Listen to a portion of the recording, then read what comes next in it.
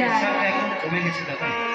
হ্যাঁ বলে শাশুড়ি, ওমা কথাটা ভালো করে বুঝবেন, শাশুড়ি। আগেকার দিনে শাশুড়ি মায়েদের দেখলে বৌমাদের ভয়ে শাশুড়ে যেত, তাই না? কি গো ঠিক তো?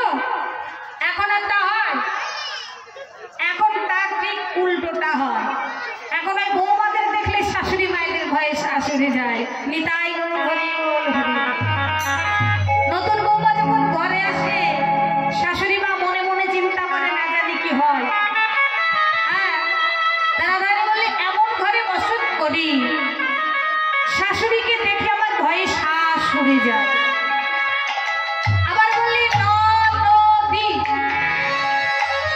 নটা নদী পার হতে ঠিক যতধিক কষ্ট হয়, রাধারানী বললেন আমার ঘরে ওই নবদিনী কুটিলার সঙ্গে বসবাস করতে ঠিক ততখানি কষ্ট হয়।